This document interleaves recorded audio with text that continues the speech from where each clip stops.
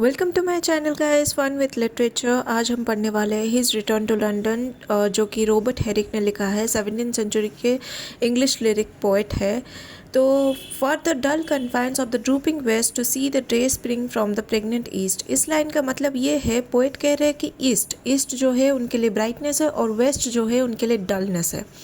East में वो journey कर रहे हैं लंदन की तरफ, जो कि उनका होम टाउन है, और ये फैक्ट वो सेलिब्रेट कर रहे हैं, जैसे कि बोल रहे हैं the day spring from the pregnant east. और यहाँ पे वो प्रेग्नेंट ईस्ट उसे कह रहे हैं कि उन्हें लगता है कि वो जहाँ जा रहे हैं ऐसा लग रहा है कि सूरज उनके रैबिस्ट in spirit I come nay more thus I fly to thee best place of my nativity, thus with hallowed foot I touch the ground with thousand blessing by the fortune crowned।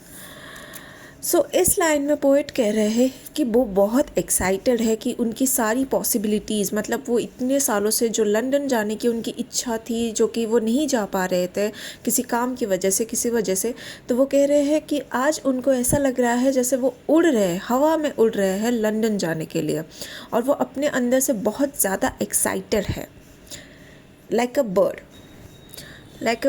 जो कि वो अपने London जाने की खुशी, जो कि अपने नेटिव प्लेस जाने की खुशी किसी को बता भी नहीं सकते। वो स्टेट कर रहे हैं यहाँ पे कि वो इतने ज़्यादा खुश है कि उनके पाँव ज़मीन पे ही नहीं लग रहे हैं, कि वो कब लंदन जाके उतरेंगे वहाँ पे, उस मतलब लंदन की हवा लेंगे। उनका जो कनेक्शन है वो रिलीजियस कॉनोनेशन में भी है। वो बोल रहे हैं with thousand blessing by the Fortune crowd, मतलब इतने ज़्यादा लोगों के बीच रहना मेरे लिए बहुत अच्छी बात है, और वो इतने ज़्यादा एक्साइटेड है कि वो अपने लंदन जाने की खुशी को मतलब छुपा भी नहीं पा रहे हैं। और इस पोएट में ऐसे लिख देते हैं, he is so blessed with the Fortune that, कि वो इतने सालों बाद लंदन जा रहे हैं अपने घर को, अपने होम टाउन में।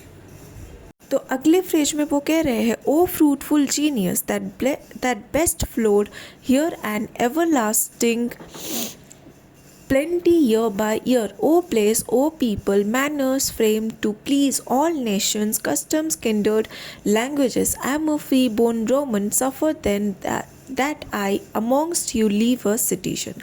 इस सेक्शन में स्पीकर कह रहे हैं कि ये एक प्लेस है एवरलास्टिंग प्लेंटी का, मतलब उनके लिए ईयर बाय ईयर इस जगह के लिए बहुत सारी फीलिंग्स जम गई है, जहाँ भी जाए, जिधर भी जाए, लेकिन ये जगह वो कभी नहीं भूल सकते हैं।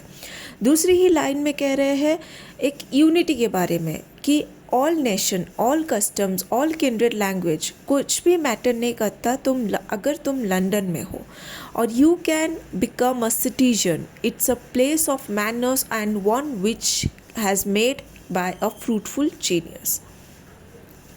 मतलब तुम्हारे उसके नेक्स्ट फ्रेज में वो कहते हैं London my home is throw by hard fate sent into a long and exam वैनिशमेंट,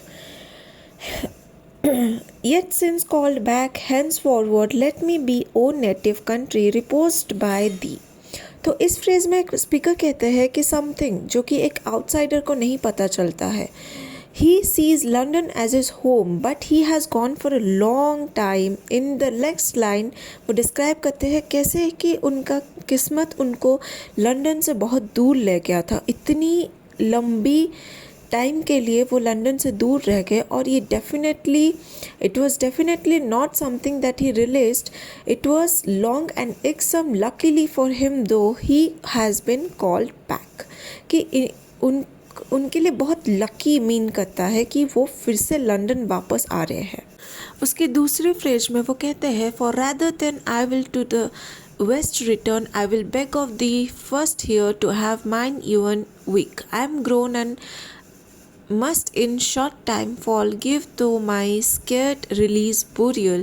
in last 4 line वो कहते हैं स्टेट्स ऑफ रेसिडेंसी, मेरा रेसिडेंसी फिर से ना बदल जाए, फिर से कहीं मैं वेस्ट की तरफ ना चला जाऊं। तो मैं ये चाहता हूं कि मैं जब तक यहाँ पे हूँ तब तक मैं मर जाऊं, यहीं पे मुझे गाड़ दिया जाए और यहीं पे ही मेरी मौत हो जाए, ताकि मैं वापस वेस्ट ना जा पाऊँ। यहीं पे मेरे नेटिव टाउन, मेरे होम टाउन में ही मैं मर जाऊँ और ना ही मैं कहीं और जाके मरूं। तो वो कहते हैं अगर मैं मर गया तो ये इसी माटी के मिट्टी में मुझे दबा देना, वरना और कहीं नहीं। Thank you guys for listening to me, और अगर मुझसे कोई भूल हो गई है तो मुझे माफ़ कर देना। थैंक